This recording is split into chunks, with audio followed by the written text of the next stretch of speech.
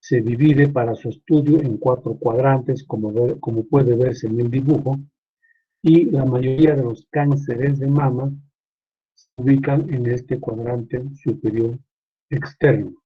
Este cuadrante, al mismo tiempo, como estamos viendo, tiene una extensión que se dirige hacia la axila, que se llama cola de Spence. Hemos visto que las glándulas mamarias son 2 formaciones situadas a ambos lados de la línea media del tórax. Un momentito.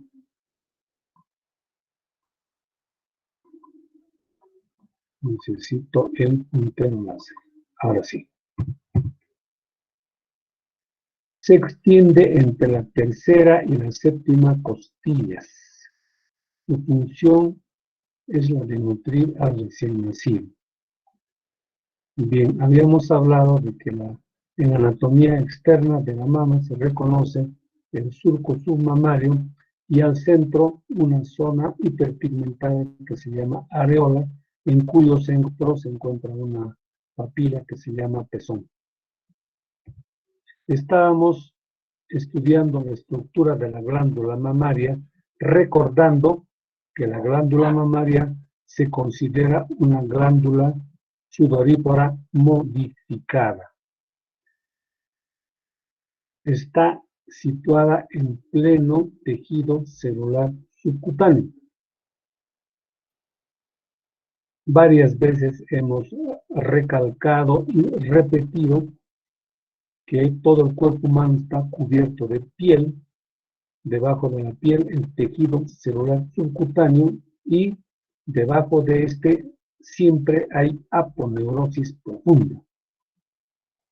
Si nosotros analizamos esta imagen de la glándula mamaria, podemos apreciar en color negro donde dice aponeurosis del pectoral, es la aponeurosis profunda, que en ese punto anatómico se llama aponeurosis del pectoral. En esta imagen estamos ratificando que la mama se halla mayoritariamente puesta sobre el pectoral mayor, pero sobre su aponeurosis profunda. Y toda la glándula mamaria está dentro del tejido celular subcutáneo, es decir, es una estructura superficial. En la imagen podemos ver donde dice aponeurosis superficial, 2 pequeñas capas de la aponeurosis superficial. En otras estructuras, en otros segmentos, no hablamos mucho de la aponeurosis superficial porque esta sí es inconstante. No es como la piel, que es constante, y la aponeurosis profunda también. En algunas partes del cuerpo, como en el abdomen, la aponeurosis superficial toma importancia. Y en el caso de la glándula mamaria, también. Se divide entonces en 2 hojas, una muy superficial y otra profunda, pegada a la aponeurosis profunda. Entre la aponeurosis superficial se encuentra la mama. La mama básicamente tiene 2 grandes tejidos que la ocupan. Uno es el tejido graso, que en esta zona es abundante, y por otro lado tenemos el tejido glandular, o la glándula mamaria propiamente dicha. Esta glándula mamaria propiamente dicha está constituida por aproximadamente 15 a 20 lóbulos mamarios. Cada lóbulo mamario es una unidad secretora independiente, ya que cada una de ellas, cada una de las glándulas, cada uno de los lóbulos mamarios va a desembocar en un conducto lactífero. En algunos libros hablan de conducto galactífero, otros de conducto galactóforo. Por favor, son sinónimos, no hay que confundir, la cosa es muy sencilla. Conductos lactíferos, galactóforos o galactíferos es lo mismo. Cada uno de estos conductos va a desembocar en el pezón. Quiere decir que el pezón tiene más o menos también 15 a 20 pequeños orificios por donde drenan los conductos lactíferos. Es decir, cada lóbulo mamario desemboca, drena en un conducto lactífero. En esta imagen, por ejemplo, ratificamos que la glándula mamaria tiene 15 a 20 lóbulos mamarios que conforman el parénquima de la glándula. Cada uno tiene un pequeño aparato excretor que se abre independientemente en el pezón por medio de un conducto lactífero. Ahora, cada lóbulo mamario tiene numerosos lobulillos. Acá tenemos, acá es el conducto lactífero y estamos viendo ya lobulillos, varios lobulillos. Aquí tenemos el contenido, ¿no?, de un lóbulo. Todo esto de acá que estoy indicando con el puntero láser es un lóbulo mamario. Estos son los lobulillos mamarios. Todos desembocan en el conducto lactífero. El conducto lactífero independientemente termina en el pezón. Pero antes que desemboque, todos los conductos lactíferos tienen una dilatación que se llama seno lactífero, que también puede llamarse seno galactóforo. Es lo mismo también, pero se llama seno. Son pequeñas dilataciones. La presencia de estos senos lactíferos son muy importantes durante el amamantamiento, porque en primer lugar la leche que está dentro de cada lóbulo mamario va a depositarse perentoriamente en el seno lactífero. Y después ya el recién nacido por succión extrae la leche que está en el seno lactífero. Esta parte de la anatomía es importante para las técnicas de amamantamiento. Y no solo eso, sino también para las técnicas de obtención de leche materna humana que se puede, como ustedes saben, guardar, almacenar, refrigerar y usarlo en otro momento. Vamos a suponer que la madre tiene que trabajar. Y entonces lo que puede hacer es extraerse la leche, almacenarla en la refrigeradora y horas después, mientras la mamá está trabajando, otra persona le puede dar la misma leche de la mamá al recién nacido, ¿no? Y entonces esta presencia del seno lactífero es importante para entender las técnicas de amamantamiento y las técnicas de extracción de leche a la mamá. No voy a abundar sobre las técnicas de amamantamiento y muy importante las técnicas de extracción de leche porque excede ya, digamos, el aspecto puramente anatómico. Pero si ustedes tienen curiosidad, pueden buscar bibliografía e incluso en el mismo internet seguramente hay información respecto a este tema.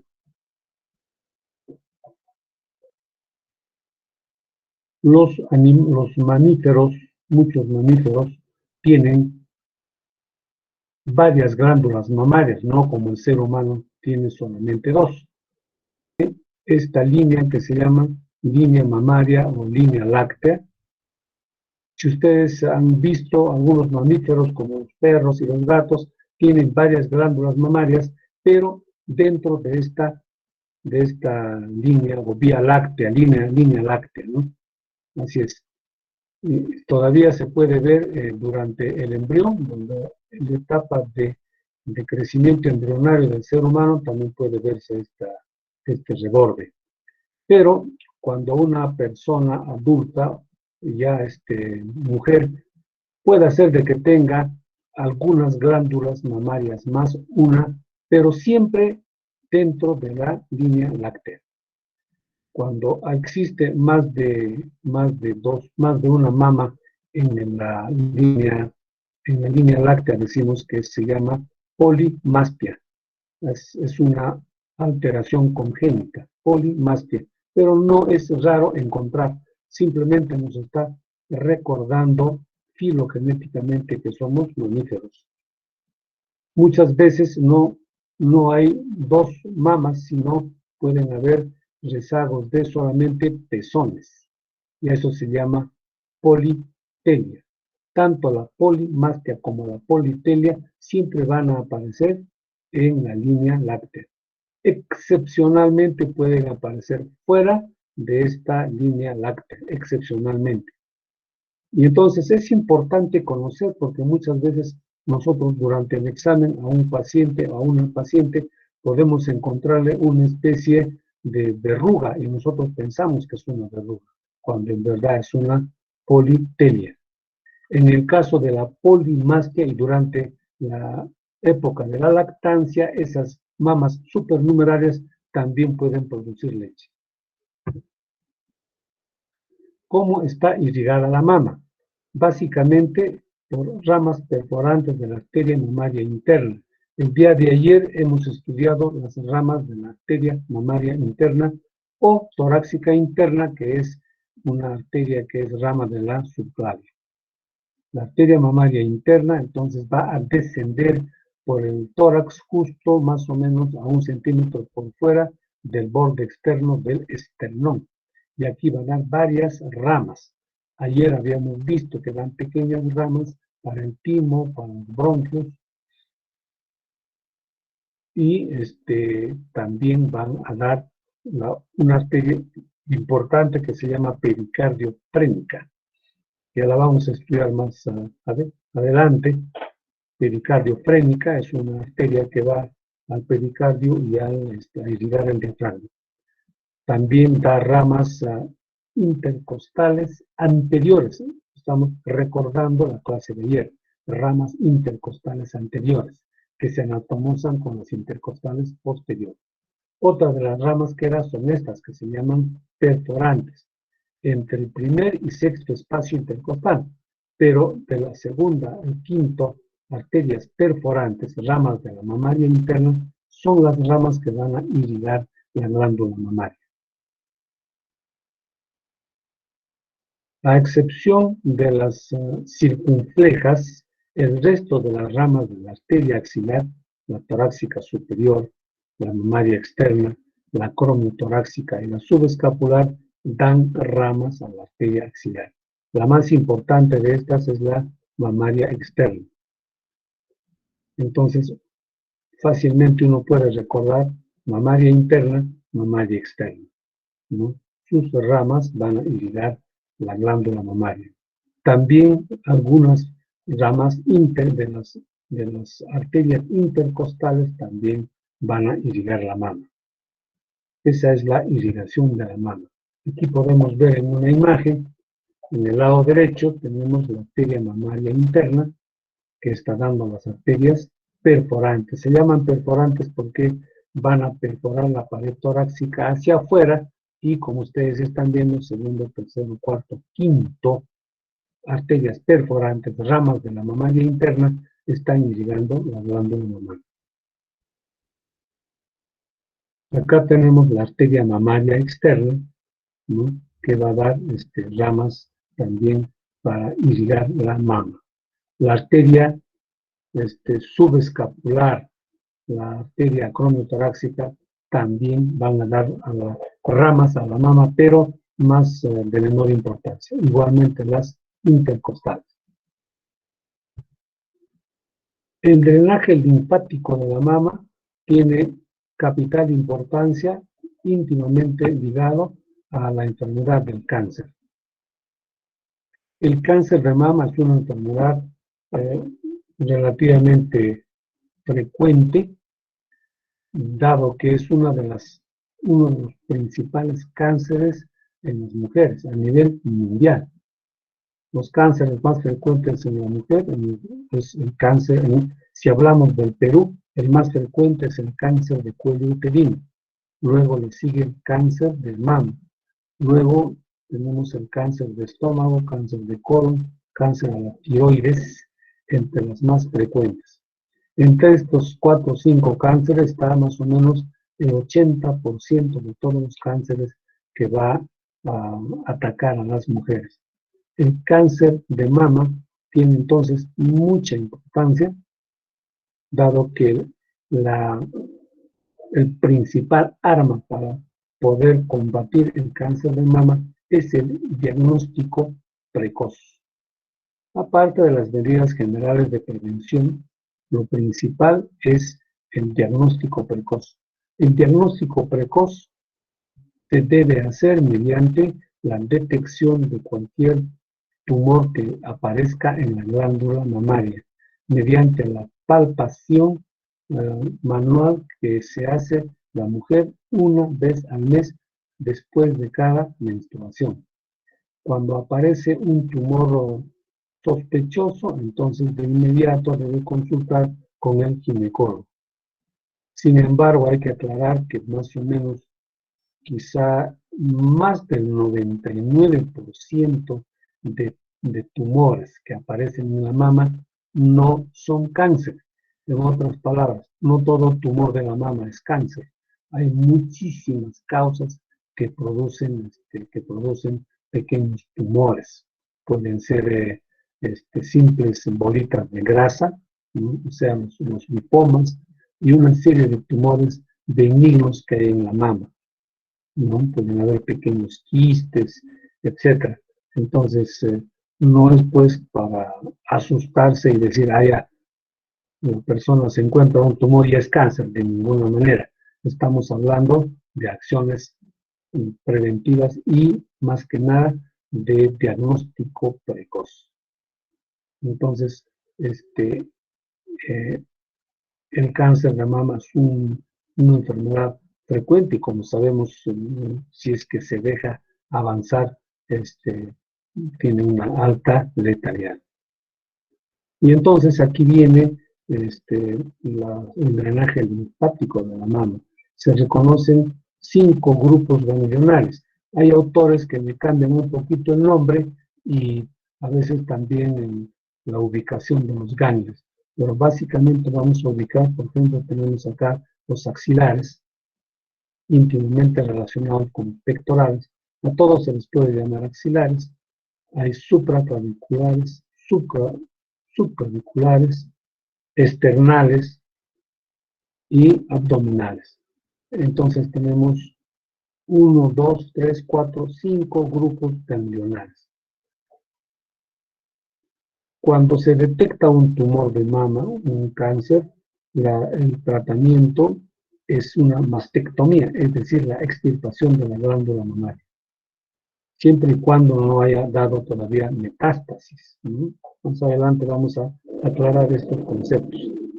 Pero normalmente vamos a suponer que tenemos una glándula mamaria con un pequeño cáncer donde está el puntero láser, se hace la extirpación de la mama y se supone que este cáncer todavía no tiene extensión linfática, y para corroborar eso, el cirujano obtiene un pequeño ganglio de cada uno de los grupos ganglionares y los examina bajo microscopio. No hay células cancerosas, no hay células cancerosas, no hay en este grupo ganglionar, tampoco en este y en este. Y entonces, si el tumor es pequeño y no he sacado toda la mama, no encuentro extensión metastásica en los tumores, entonces prácticamente la paciente es considerada curada. Pero si aparece el cáncer que ya se ha extendido hasta un grupo ganglionar de la axila, ¿no? Obviamente durante la operación, de acuerdo al criterio del cirujano, puede hacer un vaciamiento ganglionar, si el tumor es un poquito grande. Y de acuerdo a los resultados, va a tener que someterse a una quimioterapia. Acá se pueden ver en azul, vemos que la mama está rodeada de ganglios linfáticos y vemos cómo se extienden hacia el 75% va hacia la región axilar. Luego hay otro subclavio interpectoral, paraesternal, subdiafragmático o abdominal. Se dan cuenta que en la anterior tenemos otro tipo de nombres. ¿Ve?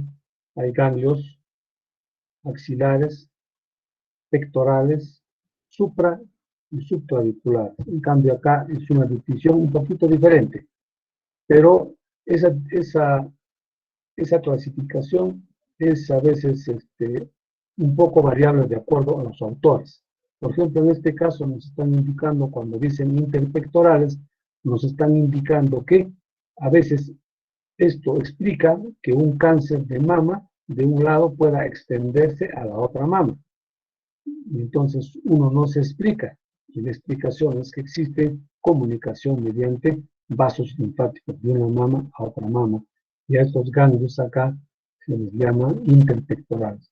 Paraesternales o retroesternales, el otro eran abdominales, acá le llaman subdiafragmáticos. Entre subdiafragmático y abdominales, prácticamente lo mismo. Ese es el drenaje linfático de la mama. Y repito, cuando se hace la mastectomía, se toma un ganglio de cada uno de estos grupos ganglionares. En este caso sería subdiafragmático, interpectoral, paraesternal, axilar y relacionados suprados, con ganglios que estén por debajo de la clavícula.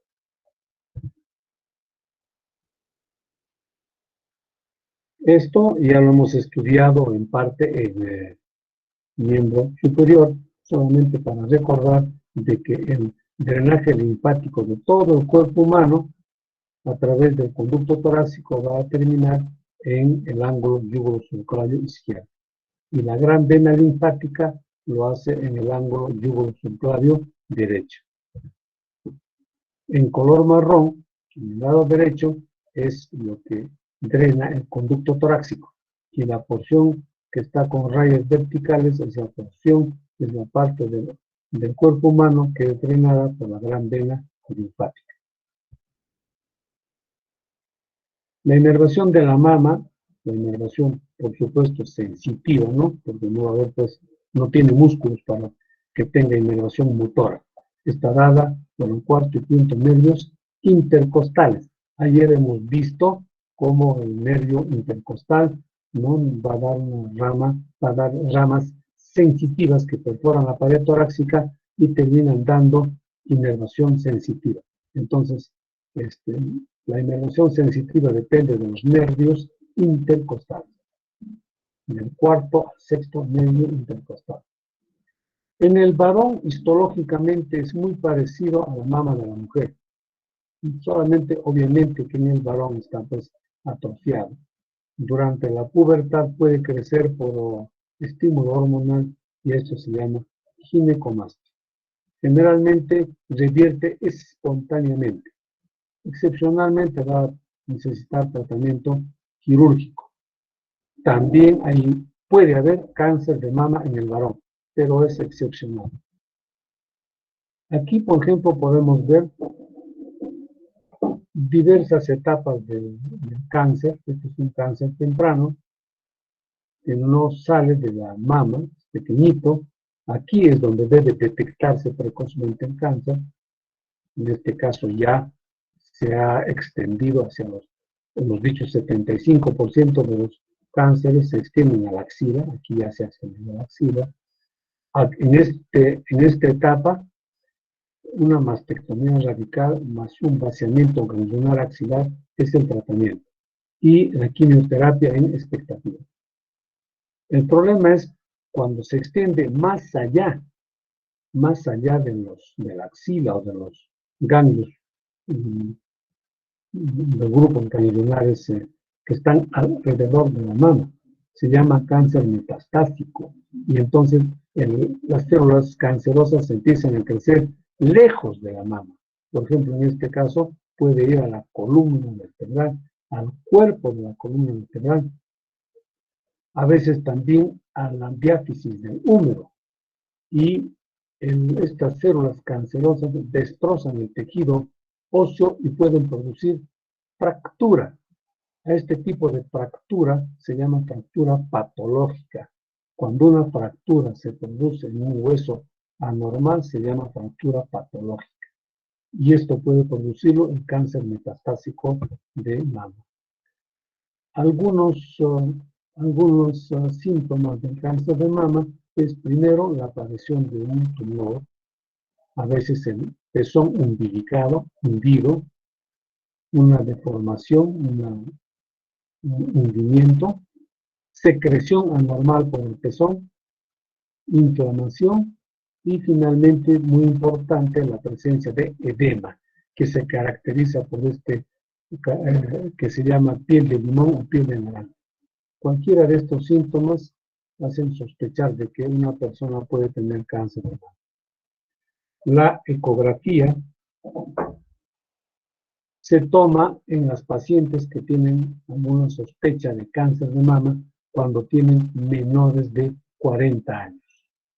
Los ecografistas son los que van a determinar las características ecográficas y si hay alta sospecha de cáncer de mama, el siguiente paso es hacer una biopsia, es decir, tomar una pequeña muestra del tumor para analizarlo por anatomía patológica. Si la paciente tiene más de 40 años, se prefiere hacer una radiografía de la mama que se llama mamografía. En este caso estamos observando una glándula mamaria radiológicamente normal. A veces se encuentran esos pequeños nódulos que son sospecha de cáncer. En este caso, esta imagen es sospechosa de cáncer y el siguiente paso será una biopsia. En esta imagen nos está recordando que la detección precoz es el arma más importante en el tratamiento del cáncer de mama. Igualmente, por favor, tomen nota del FASTES. Describa la glándula mamaria, sus componentes y características principales.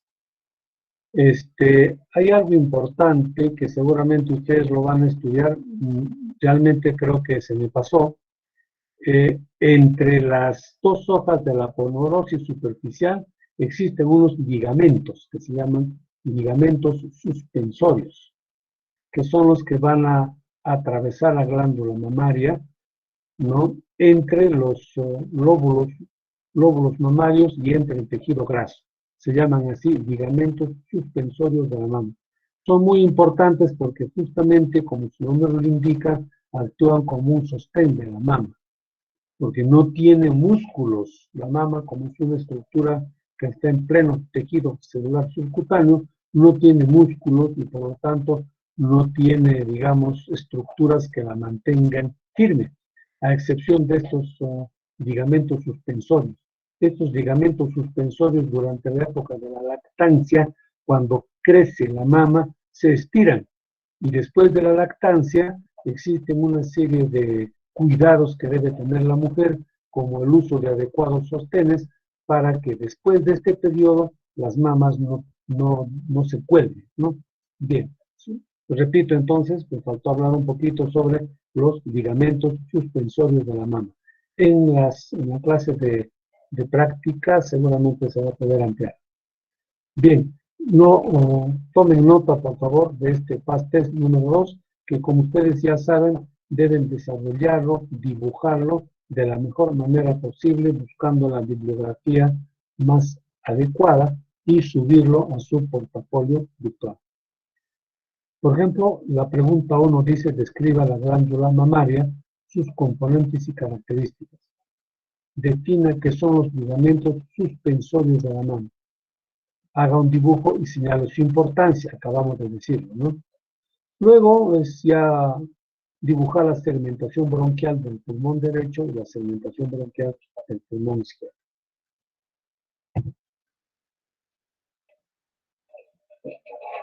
Para poder entender la anatomía en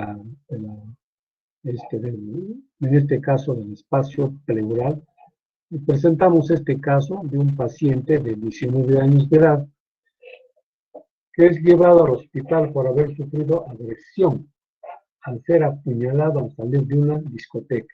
Situación, diría, relativamente frecuente, ¿no? Los jóvenes van los fines de semana, y salen en la madrugada de una discoteca, en estado etílico, y son fácil presa de la delincuencia, que no dudan pues que por robarle sus pertenencias, a veces los agreden, y como en este caso. Entonces, este paciente llega al hospital con una herida en el tórax. Bueno, al examen está con evento alcohólico y algo llama la atención, dificultad respiratoria. Y una herida punzopenetrante en el tórax izquierdo. En emergencia se diagnostica traumatismo torácico abierto y hemoneumotórax. El tratamiento es una toracotomía mínima y drenaje torácico. Hoy día entonces vamos a ver el sustento anatómico de cómo es un drenaje torácico. Y vamos a ver cómo la anatomía nos sirve para poder llegar a este diagnóstico y también al tratamiento. Les aclaro, hay traumatismo torácico abierto porque existe también traumatismo torácico cerrado. Decimos traumatismo torácico abierto cuando existe una herida que comunica el medio ambiente con el interior del tórax. Puede dañar órganos vitales del tórax, como por ejemplo pulmones, básicamente, y el corazón. Y existe otro tipo de traumatismo torácico cerrado. El traumatismo torácico cerrado es cuando uno no ve ninguna herida, pero ha tenido un golpe, como puede ser un accidente de tránsito, un golpe muy intenso, que puede producir, por ejemplo, fracturas, fracturas costales, fractura de clavícula, fractura de esternón, y también puede producir lesiones en el corazón y en los pulmones, sin que haya herida. A eso se llama traumatismo torácico cerrado. Y acá viene algo muy importante, que es cuestión, digamos, conceptual. ¿Cómo se divide la cavidad torácica? Cavidad torácica estamos diferenciando simplemente de lo que es tórax. Este concepto lo vamos a ir aclarando en forma repetitiva porque es importante. El diafragma, gracias a que tiene cúpulas pleurales, hacen de que parte de la cavidad abdominal se encuentre dentro del tórax. Y en ese espacio está el hígado en el lado derecho y el vaso en el lado izquierdo. Pero hablemos no de tórax, sino de cavidad torácica. La pleura divide la cavidad torácica de la cavidad abdominal. Y acá nos preguntamos, ¿cómo se divide la cavidad torácica? División de la cavidad torácica. Solamente en estos dos. En primer lugar, dos sacos pleurales. El término saco nos recuerda fácilmente, ¿no?, a una estructura hueca, ¿no es cierto? Saco, dos sacos pleurales. Los sacos pleurales son cavidades, pero en el ser humano vivo están ocupadas por los pulmones. Y al centro, entre los dos sacos pleurales, está el mediastino. Y entonces, básicamente, ese es el concepto fundamental de la cavidad torácica. La cavidad torácica, entonces, tiene dos sacos pleurales y el mediastino. Los sacos pleurales contienen a los pulmones, derecho e izquierdo. Y el mediastino, por definición, el mediastino es la cavidad que se encuentra entre los dos sacos pleurales. O sea que es una definición muy sencilla, pero muy útil. El mediastino, entonces, es una cavidad que se encuentra entre los sacos pleurales. Y justamente su nombre se llama así, mediastino, porque está al medio. El mediastino se divide en mediastino superior y mediastino inferior. El mediastino inferior se subdivide en mediastino anterior, mediastino medio y mediastino posterior. El día de ayer hemos visto esa división y les invito a volver a repasar. Pero aquí nosotros tenemos ya el corte transversal de un tórax y acá también podemos repasar ¿no? La división de la cavidad torácica. Fíjense, acá tenemos saco pleural, donde está un pulmón, el otro saco pleural. Muy bien. Y el mediastino, lo que está al medio. El corazón ocupa básicamente el mediastino medio. Entre el esternón y el corazón está el mediastino anterior. Entre el corazón y la columna vertebral está el mediastino posterior. Entonces, en esta imagen podemos fácilmente diferenciar las partes de la cavidad torácica. Repito, dos sacos pleurales que contienen los pulmones y al centro el mediastino. Ya hemos visto el mediastino superior, ayer hemos visto la división, es un plano imaginario que pasa a través de una línea que va del ángulo de Lois al cartílago intervertebral entre la vértebra torácica 4 y 5. De allí para arriba es mediastino superior. ¿Hasta dónde? Hasta el orificio torácico superior. Y de allí para abajo es el mediastino inferior. El mediastino inferior se divide, como acabo de decirles, mediastino anterior, delante del corazón, mediastino medio, donde está el corazón, mediastino posterior, detrás del corazón hasta la columna vertebral. Cada uno de estos mediastinos contiene una serie de órganos que tenemos que irlos conociendo. Por ejemplo, en el mediastino anterior que hay, es un espacio bastante pequeño entre el esternón y el corazón. Pues aquí está, por ejemplo, el músculo triangular del esternón. Están las arterias mamarias internas, las venas mamarias internas. Hay tejido conectivo, vasos linfáticos, parte del timo, y más adelante vamos a conocer el timo, que es un órgano linfoide, que se encuentra una parte en el mediastino superior y otra parte en el mediastino anterior. En el mediastino medio básicamente está el corazón, pero a ambos costados, donde está el puntero láser, está descendiendo la arteria pericardiotrémica, junto con el nervio trémico. Entonces, el nervio trémico y la arteria pericardiotrémica se encuentran en el mediastino medio, junto con el corazón. Y existen una serie de órganos que están en el mediastino posterior. Hacemos nosotros una clase especial de mediastino posterior y vamos a tener oportunidad de describirlos cada uno de ellos por separado. Por ejemplo, tenemos la aorta descendente, tenemos el esófago, el tronco simpático, ganglionar, entre otros, el conducto torácico también. En esta imagen nosotros podemos ver la pleura. Acá tenemos, donde está el puntero láser, es la pleura parietal. Y la que cubre el pulmón es pleura visceral. Tanto la pleura parietal como la pleura visceral son el mismo tejido, embriológicamente tienen el mismo origen, vienen de la cavidad celómica y es el mismo tejido y es una serosa.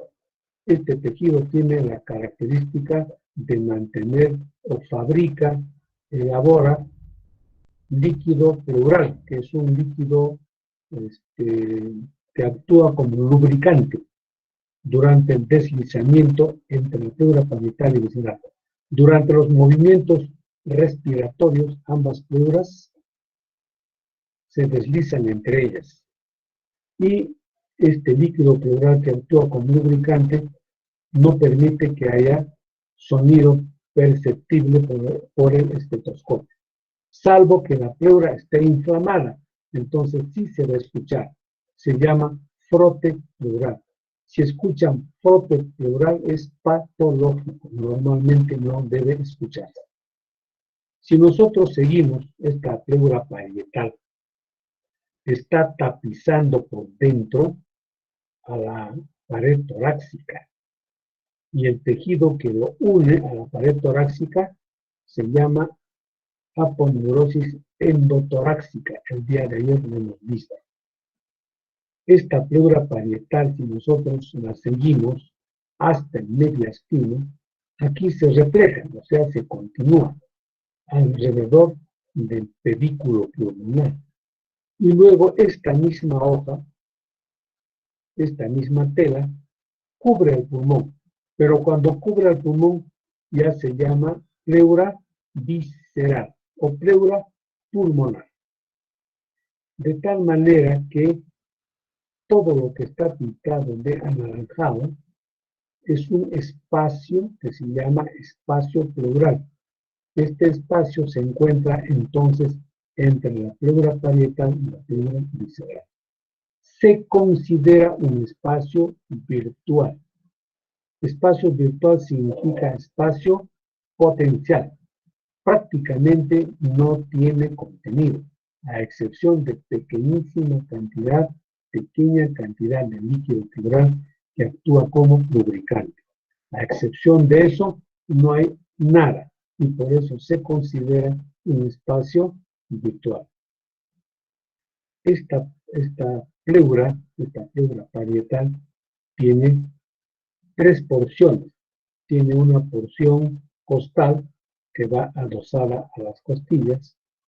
Tiene una porción mediastínica, la que da hacia el mediastino, la porción mediastínica, y tiene una porción diafragmática, que no se ve en esta imagen, ¿no? Porque da a la base, se comunica, se relaciona con el diafragma.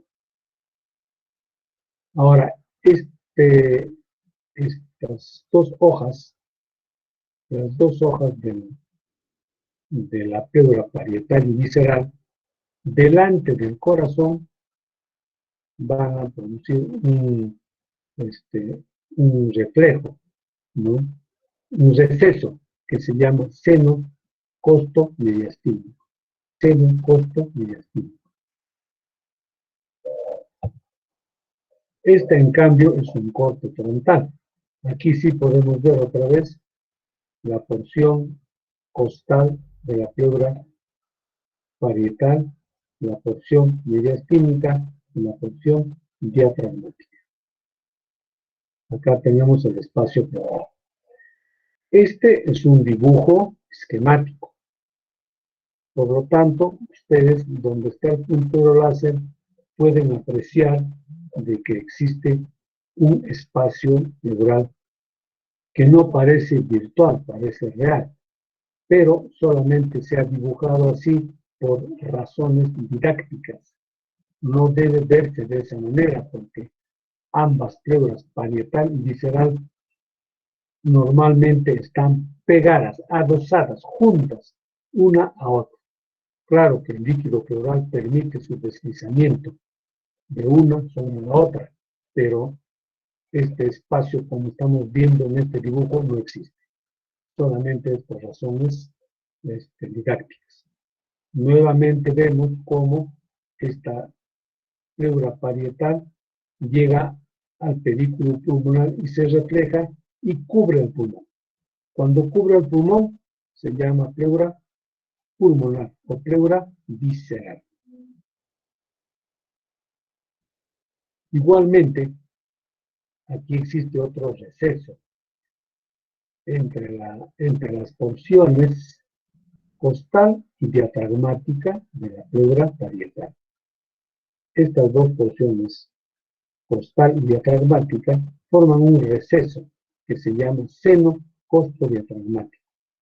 Durante la expiración, es decir, cuando sale aire de los pulmones, estas dos pleuras se juntan. Y durante la inspiración, cuando entra aire a los pulmones, es decir, cuando se infla el pulmón, estas dos hojas se separan. La existencia de este seno costodiafragmático es muy importante porque se puede ver en las radiografías. Se ve en las radiografías.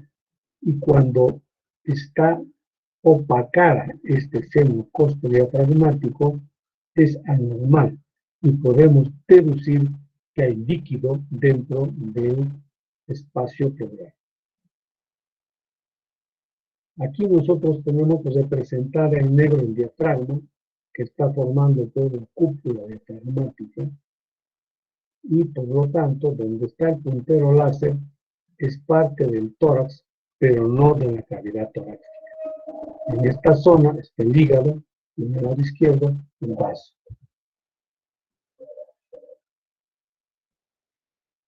Vamos a hablar un poco sobre la tráquea. La tráquea hemos visto en nuestros estudios de tórax que va a comenzar en el sexto espacio intercostal, justo por debajo del cartílago cricoides. Está formado por una serie de anillos traqueales, tiene una porción cervical y tiene una porción torácica. La porción torácica va a descender por el mediastino anterior y justo a nivel del plano que divide el mediastino superior con el inferior, se divide en un bronquio derecho y en un bronquio izquierdo. O bronquio pulmonar derecho, bronquio pulmonar izquierdo. Otros anatomistas le llaman bronquio principal derecho y bronquio principal izquierdo.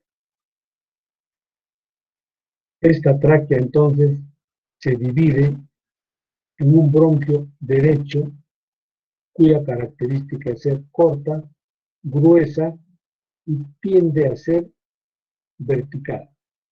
El bronquio pulmonar izquierdo es más largo, más delgado y tiende a ser horizontal.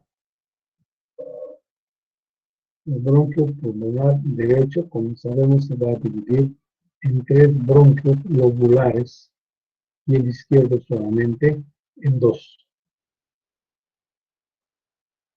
Los bronquios pulmonares tienen irrigación por unas arterias que se llaman arterias bronquiales que nacen de la aorta. Aquí tenemos una representación de los pulmones.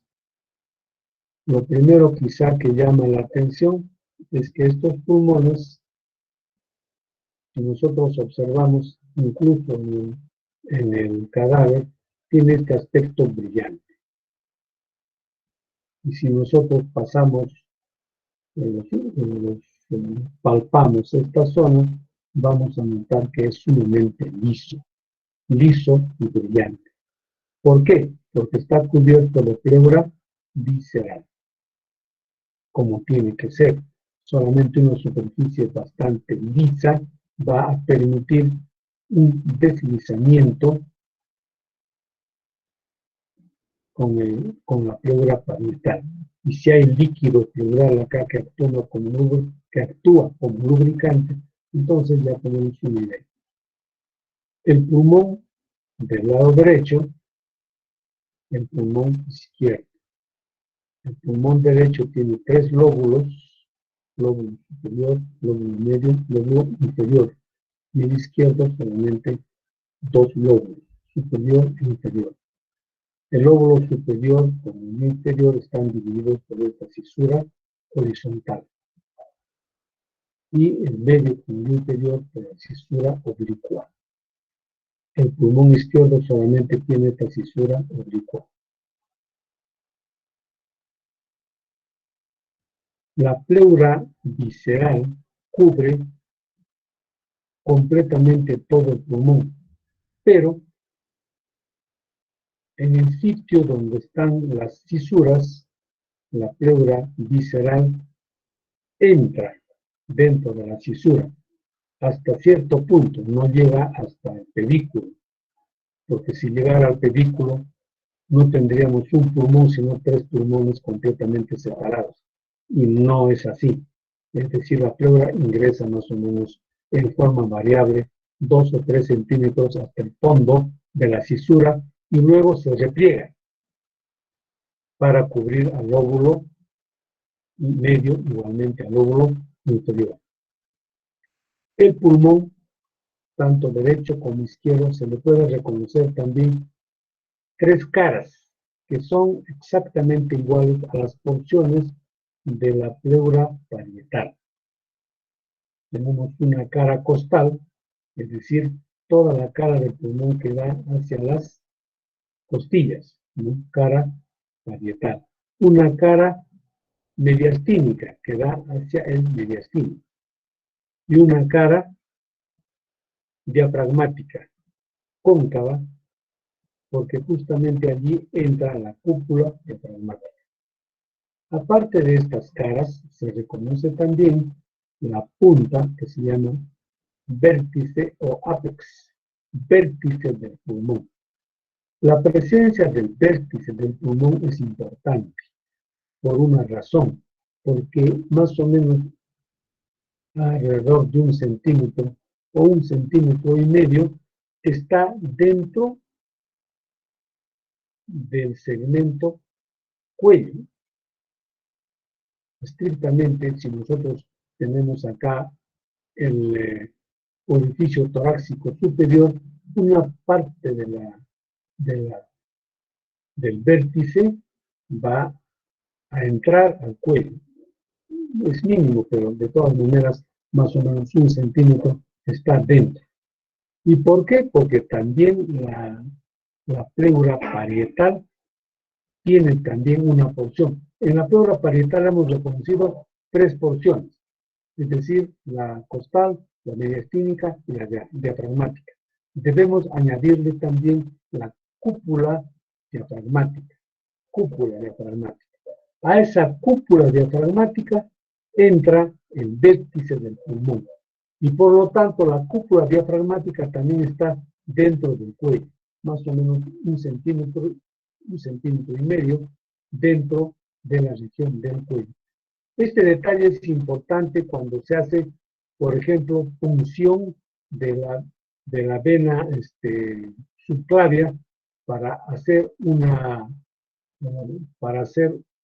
para tener una vía central, porque se puede accidentalmente introducir la aguja dentro de la cavidad pleural y producir un neumotórax. Ya hemos dicho que el pulmón izquierdo solamente tiene una cisura oblicua. El resto de las características es igual, salvo quizá la presencia de esta incisura cardíaca, que la presencia del corazón hace que se produzca un cierto rechazo hacia la izquierda del pulmón izquierdo, modificando levemente su anatomía. Quizá la modificación más importante es la presencia de esta incisura cardíaca y también que haya desaparecido la división del lóbulo superior con el lóbulo medio. Solamente el lóbulo superior. ¿Cómo está vascularizado el pulmón? El pulmón tiene doble vascularización. Una vascularización funcional dada por las arterias pulmonares que llevan sangre venosa hasta los alveolos pulmonares para la hematosis. La hematosis se llama al intercambio gaseoso que existe en la sangre en los alveolos y pertenece a la circulación menor. La vascularización nutricia está dada por las arterias bronquiales de origen aórtico. En cambio, estos llevan nutrientes y oxígeno al tejido bronquial y pulmonar y pertenecen a la gran circulación. Entonces, desde el punto de vista conceptual, es muy importante diferenciar y saber que el pulmón tiene doble vascularización, una funcional y otra nutritiva o nutricia. En esta imagen podemos apreciar la cara interna o mediastínica del pulmón izquierdo y en este caso del pulmón derecho. En el pulmón izquierdo se puede ver que esto se llama, esta zona es el ilio del pulmón, que contiene el pedículo pulmonar. El pedículo pulmonar contiene la arteria pulmonar, dos venas pulmonares, el bronquio pulmonar. En esta imagen no se ve, pero obviamente aquí debe haber también arterias bronquiales, que son más pequeñitas, y también vasos linfáticos. El pedículo pulmonar está rodeado de este ligamento, que en la parte inferior se llama el ligamento triangular del pulmón, que simplemente es, ¿no?, el receso que forma las hojas parietal y visceral del pedículo pulmonar. Por eso es que acá podemos observar una doble rayita, es porque uno es el pedículo, perdón, uno es la pleura parietal y otra pleura visceral. Básicamente hay que tener en cuenta que en el pulmón izquierdo el pedículo contiene a estas estructuras en donde la arteria generalmente toma una posición superior. Las venas siempre están hacia abajo, la arteria está hacia arriba. Vamos a ver qué diferencia hay con el bronquio en el lado izquierdo. En el lado izquierdo, las venas pulmonares siempre están abajo. Acá también las venas pulmonares siempre están abajo. La diferencia está que en el lado derecho la arteria está arriba, el bronquio está abajo. En el lado izquierdo, el bronquio está arriba y la arteria está abajo. ¿Por qué el bronquio está arriba? Porque hemos dicho que este bronquio en el lado izquierdo tiene una disposición tendiente a ser horizontal. Y por eso generalmente aparece un poco hacia arriba. Entonces, si nosotros queremos resumir, fácilmente no olvidemos que en la disposición de estas estructuras en el pedículo pulmonar es las venas pulmonares siempre hacia abajo. Las venas pulmonares hacia abajo. En el pulmón derecho, la arteria hacia arriba, bronquio hacia abajo. En el izquierdo al revés, bronquio arriba, arteria abajo. Esos detalles deben verse en que reconocemos. El sistema de las venas ácigos, nosotros vamos a verlas en el destino posterior, pero yo creo que vamos a verlo en este momento de manera rápida, la vamos a volver a repetir.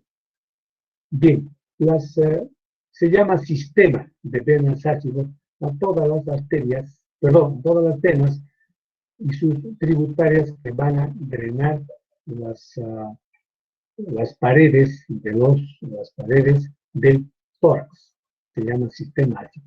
Está conformado por venas, principalmente por la vena ácidos, o también se llama simplemente vena ácidos mayor, en el lado derecho.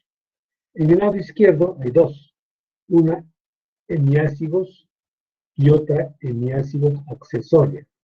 A esta le dicen también ácidos menor y a esta ácidos accesorios. Pero básicamente son tres: la vena ácidos o ácidos mayor, la vena hemiácidos y la hemiácidos accesorios. Tanto la vena ácidos como la hemiácidos tienen un origen similar. Se originan de la vena subcostal, es decir, como si fuera la intercostal, la última. Pero como ya no hay 13ª costilla, ya no se llama intercostal, sino subcostal. Pero tiene las mismas características de las venas intercostales. En otras palabras, la vena intercostal 12ª ya no se llama así, sino subcostal. Esta vena subcostal se une con esta vena que se llama lumbar ascendente. Entonces, la vena ácidos está formada por la unión de la vena subcostal con la lumbar ascendente. En el lado izquierdo igual, vena subcostal y lumbar ascendente, forman la hemiácidos. Las hemiácidos pueden tener comunicación con la vena cava interior y con la vena renal izquierda. Son anastomosis. Bien, estas venas, la vena hemiácidos, termina drenando en la ácidos mayor, a nivel de la vértebra D8. Y a nivel de la vértebra D7 termina la accesoria. Si se dan cuenta, todo el sistema ácidos está drenando las venas intercostales. Venas intercostales, ¿no? Entonces tenemos 11 espacios intercostales más este espacio subcostal. Igualmente acá, estas venas intercostales van a drenar de 8 para abajo en la hemiácigos y para arriba la accesoria. Algunas venas más superiores van a drenar, como en este caso, la intercostal superior drena, se unen ambas formando la intercostal superior y drenan en la ácido mayor. La primera intercostal puede drenar directamente en la vena brachiocefálica derecha, o tronco venoso brachiocefálico derecho. Igualmente en el lado izquierdo. Arriba igual, intercostal superior, puede drenar en la vena cava superior. Un aspecto importante es que si nosotros observamos casi más del 95-98% de toda la sangre de la pared torácica es drenada finalmente por esta vena que se llama ácidos mayor, o simplemente ácidos, pero para diferenciarla de estas le decimos ácidos mayor. La ácidos mayor termina en la vena cava superior, y esta por supuesto va a la aurícula derecha. Hay que tener entonces muy presente esta vena, ¿no?, que es la ácidos mayor. Todo esto se llama sistema venoso ácido y hemiácidos. Esto es importante para poder ver algunas relaciones anatómicas de una vista de la cara mediastínica. Esta es la cara mediastínica del pulmón derecho, y acá estamos viendo la pared mediastínica derecha. Por lo tanto, estamos viendo acá el corazón por su lado derecho. Estamos viendo el mediastino derecho, ¿no? Entonces, acá tenemos el esternón, la columna vertebral, el corazón, donde está apuntando con el puntero láser es el mediastino anterior, donde está el corazón, mediastino medio, detrás del corazón, mediastino posterior. Y aquí entonces, por favor, vamos a retener lo más importante. Ya hemos visto ya las características de los vasos en el pedículo pulmonar. Eso lo dejamos de lado. Pero observemos lo siguiente. Vemos acá el pedículo pulmonar. Observen que la vena ácidos o ácidos mayor pasa por encima del pedículo pulmonar y termina en la vena cava superior. Repito, la ácidos mayor pasa por encima del pedículo pulmonar, le hace un callado significa un bastón, una curva, y termina en la vena cava superior. Esa es una característica importante porque la vamos a comparar con una vista igual, pero por el lado izquierdo. Luego, dos nervios importantísimos. En primer lugar, el nervio vago, que ya lo hemos estudiado en cuello. El nervio vago desciende por el mediastino superior, luego acá lo tenemos en el mediastino superior, y a esta altura pasa, fíjense, por detrás del pedículo pulmonar. El nervio vago en esta zona está en el mediastino posterior, pasa por detrás del pedículo pulmonar. Ahora observemos el nervio frénico. El nervio frénico es una rama del plexo cervical y está destinada a dar inervación motora al diafragma. El nervio frénico, en cambio, igual va a pasar por el mediastino superior, pero a esta altura está pasando por delante del pedículo pulmonar y en esta zona está pasando por el mediastino medio. Vamos a resumir brevemente lo que estamos describiendo. En primer lugar, la vena ácigos le hace un callado pasando por encima del pedículo pulmonar derecho. En segundo lugar, el nervio vago pasa por detrás del pedículo pulmonar derecho por el mediastino posterior. El nervio frénico lo hace por delante del pedículo pulmonar por el mediastino medio. Observemos ahora lo que pasa en una vista mediastínica izquierda. Acá estamos viendo por el lado izquierdo. Esto ya no lo describimos porque ya hemos visto antes, es la cara mediastínica del pulmón izquierdo. Y acá estamos viendo por el lado izquierdo el corazón y el mediastino. Por eso acá tenemos el ventrículo izquierdo. Si estamos viendo por izquierdo, ahora vemos el esternón a este lado y la columna vertebral al otro lado. En cambio, acá las características son similares en lo que se refiere al nervio vago. El nervio vago pasa por detrás del pedículo pulmonar. El nervio frénico lo hace por delante del pedículo pulmonar. Igualito por el lado izquierdo. La diferencia en el lado derecho es que aquí no hay vena ácigos mayor. Lo que hay es la aorta. Y la aorta también hace un callado, una curva. Este es aorta ascendente, callado de la aorta descendente. Observen que la aorta está pasando por encima del pedículo pulmonar izquierdo. Esa es la diferencia. Observen, callado, pero de la vena ácigos mayor, callado de la aorta, en el caso que pasa por encima del pedículo pulmonar. Esas son las relaciones anatómicas más importantes de esta zona de la anatomía. Los pulmones se van a dividir en lóbulo, en bronquios lobulares superior, medio e inferior, en el lado derecho.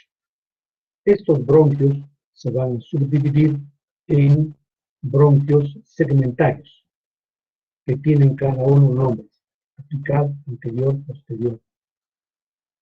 El del medio se va a dividir en lateral y medial. Y el interior en 5: superior, anterior, posterior, lateral y medial. En el lado izquierdo solamente existen 2 bronquios lobulares. Este bronquio lobular se va a dividir en 2 porque el apical y el posterior se unen y el anterior permanece. Y de este mismo bronquio nace otro bronquio que se llama bronquio lingular, que se divide en 2 bronquios segmentarios que se llaman lingular superior y lingular inferior. Los bronquios segmentarios del lóbulo inferior son iguales que en el lado derecho. Aquí viene lo importante, lo que se llama segmentación pulmonar. Cada bronquio segmentario, es decir, a cada segmento pulmonar le corresponde un bronquio segmentario. Dicho en otras palabras, ¿cuántos bronquios segmentarios tenemos en el lado derecho? 10. ¿Cuántos segmentos pulmonares tenemos en el lado derecho? 10.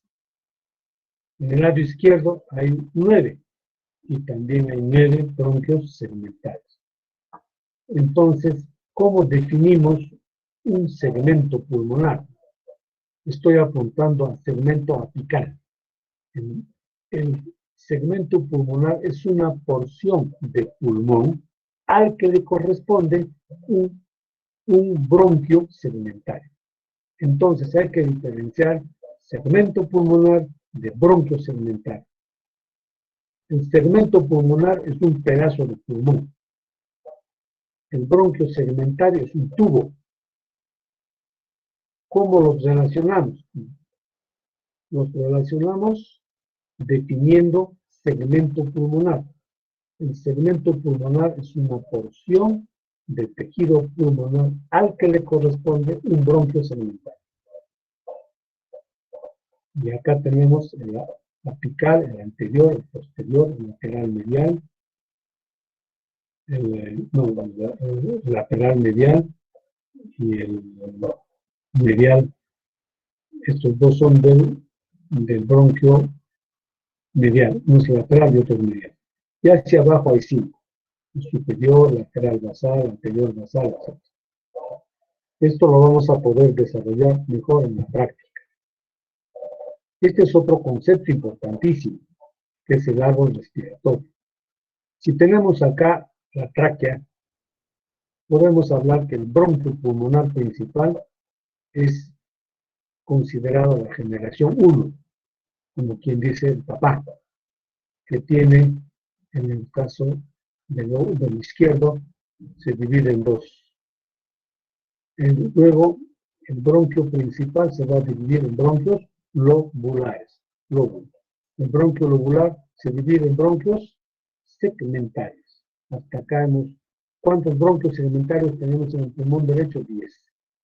El bronquio segmentario es la tercera generación, porque hay una división acá y otra división acá. Luego viene la cuarta generación, la quinta generación, y así. De tal manera que nosotros, cuando terminan los bronquios, que se llaman bronquiolos, hasta bronquiolo terminal, se llama bronquiolo terminal porque todavía no aparecen los alveolos. Cuando empiezan a aparecer alveolos, ya se llaman bronquiolos respiratorios. Estamos en la generación número 17.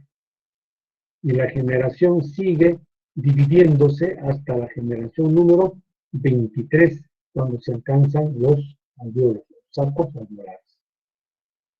Esto nos está diciendo la gran cantidad de alveolos que va a tener cada pulmón. Es como una verdadera esponja. 23 generaciones para llegar a los sacos alveolares. Las arterias bronquiales, hemos dicho que nacen básicamente de la aorta. Aquí podemos ver cómo las arterias bronquiales salen de la aorta y, fíjense, está entrando al pedículo pulmonar junto con el bronquio pulmonar principal. Y es, como dijimos, que el pulmón tiene una irrigación nutricional y una irrigación funcional. En este caso, igual, muy parecido, aunque en el lado derecho, el bronquio, la arteria bronquial derecha, puede tener un origen común junto con la tercera arteria intercostal.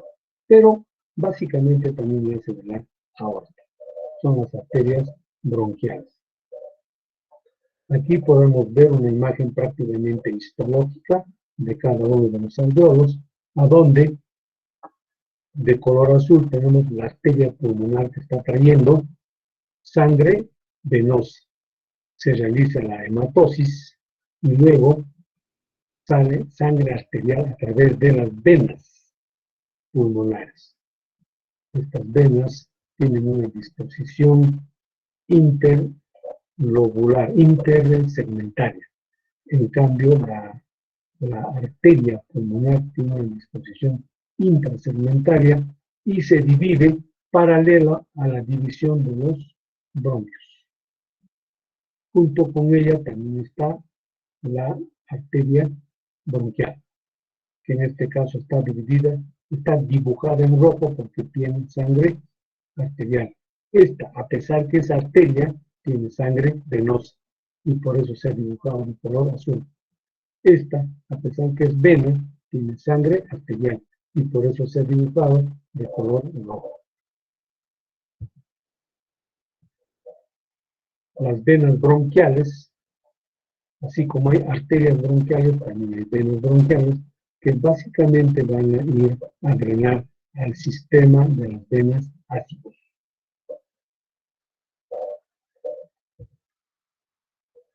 Esta es una radiografía de pulmones normal.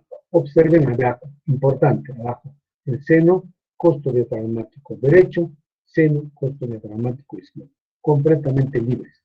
El corazón o sombra cardíaca y el pulmón se ve lleno de aire. Cuando es aire, en la radiografía se ve de color negro, como acá también hay aire.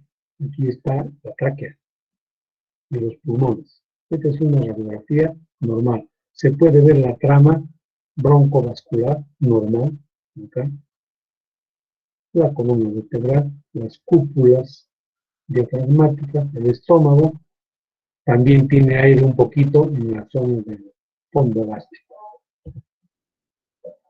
Esto es también normal, pero se trata de una mujer.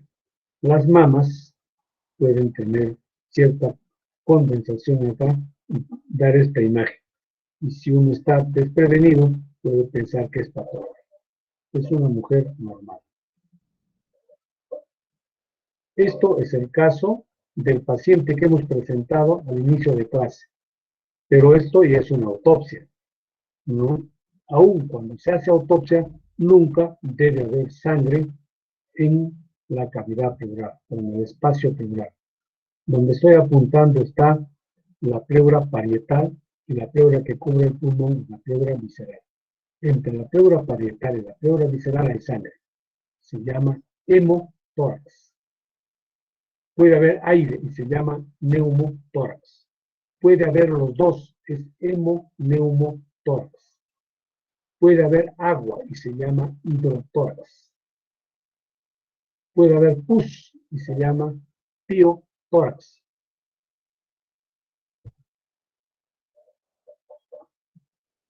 Puede haber un orificio, como en el caso del paciente, que permite que entre aire del medio ambiente hacia adentro.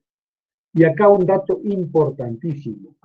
El espacio pleural tiene presión negativa. Esa presión negativa también contribuye a que las dos pleuras estén íntimamente adosadas. Pero cuando aparece un orificio, ya sea por un arma blanca, entonces va a entrar aire. ¿Por qué? Porque acá hay presión negativa. Al entrar aire, ¿no? La presión negativa aspira aire del medio ambiente y el pulmón colapsa. Eso se llama neumotórax. Este paciente, por ejemplo, tiene neumotórax. Acá se ve el pulmón contraído, colapsado, pero hay trama broncovascular que nos hace identificar el pulmón. En cambio, por fuera de esta línea marcada por las flechas, tenemos solamente aire. No hay trama broncovascular. Aquí hay aire, solamente aire. Neumotórax. En cambio, acá hay hemoneumotórax. Es el caso de nuestro paciente que se le ha diagnosticado esto por tener una herida punto penetrante en la pared torácica. Obsérvense que el pulmón ha quedado como un muñoncito, totalmente colapsado, y todo esto es aire. Este paciente tiene dificultad respiratoria porque está respirando con un solo pulmón. Este nivel marca que es líquido. En una radiografía lateral puede verse. Entonces tiene hemoneumotórax. Este paciente está en una radiografía, acá no hay hemoneumotórax, simplemente que acá en el lado derecho vemos el seno costo diafragmático libre. Aquí el seno costo diafragmático ocupado, velado. Sospecha de que hay líquido en la base del pulmón. El sistema de drenaje torácico es aplicar presión positiva, contraria a la presión negativa. Con ayuda de la gravedad se hace un drenaje de líquido bajo el sistema que se llama sifón, ¿no? Se pone una botella de agua y puede aplicarse un sistema de succión. El drenaje torácico, que es un procedimiento que también se llama toracotomía mínima más drenaje torácico, el paciente que hemos presentado al principio de la clase termina haciéndosele un drenaje torácico. como acá, hay un neumotórax y después hay reexpansión del pulmón, luego que se pone un tubo de drenaje y se aspira. Ya hemos dicho dónde debe localizarse. Si es neumotórax, puede hacerse en el segundo o tercer espacio, en la línea medio clavicular. Pero si es para hemotórax, quinto espacio intercostal, línea axilar medial, o puede ser línea axilar anterior, vamos a ver, línea axilar medial. Donde está el número 2, allí se hace la punción torácica. Se pone un prócar, esto es metal, se saca este vástago y en vez de él se introduce un tubo de plástico y luego se saca el tubo y se queda el tubo de plástico, ¿no? Tener mucho cuidado que la punción debe hacerse justo por encima de la costilla para no dañar el van intercostal. Esta es la manera de sacar el pulmón colapsado, el tubo entra hacia abajo y va a poder drenar el líquido y el aire que existe como producto de la lesión que ha tenido nuestro paciente. Pues el paciente que hemos presentado al principio termina en el hospital con este tubo de drenaje. Este es el tratamiento del neumotórax. Quinto espacio intercostal, línea axilar anterior o línea axilar media. Se pone un tubo completamente sellado. Acá tiene que hacerse puntos para que no entre aire por los costados. Este tubo de drenaje va a una botella, a un frasco de suero que tiene líquido, más o menos una quinta parte. Esto es goma, esto es un tubo de plástico y esto de acá es un tubo de vidrio. La parte distal tiene que estar introducida acá y un orificio de salida de aire. Conforme el paciente respira, va saliendo líquido, aire, sangre a la botella y por acá va saliendo el aire. Este frasco tiene que estar por debajo del nivel del paciente para que pueda funcionar el sistema de sifón. La broncoscopía al principio se hacía rígida, actualmente se hace, Gustav Killen es el que hacía broncoscopía rígida. Actualmente la broncoscopía se hace con fibrobroncoscopio. El fibrobroncoscopio ya permite examinar cada uno de los segmentos broncopulmonares en busca de patología. Entonces, la segmentación bronquial tiene dos utilidades, o quizá más. Las principales, la broncoscopía, y la otra es la cirugía. Actualmente, el cirujano es capaz de sacar solamente un segmento pulmonar. Antes se sacaba todo un pulmón para curar una tuberculosis, por ejemplo, o un cáncer. Ahora, después se sacaba solamente un lóbulo. Actualmente, con un diagnóstico precoz, puede retirarse quirúrgicamente solamente un bronquio, un segmento pulmonar. Acá tenemos una imagen de broncoscopía, de broncofibroscopia, con una imagen de cáncer pulmonar que está obstruyendo la vía respiratoria. Esto de acá, que parece una pelota, es un quiste hidatídico, enfermedad frecuente en el Valle del Montano. Este es un quiste hidatídico en plena operación. Se tiene que sacar completamente íntegro, no debe romperse porque adentro tiene unas cabecitas que se llaman escólex, del cual puede volver a crecer otro.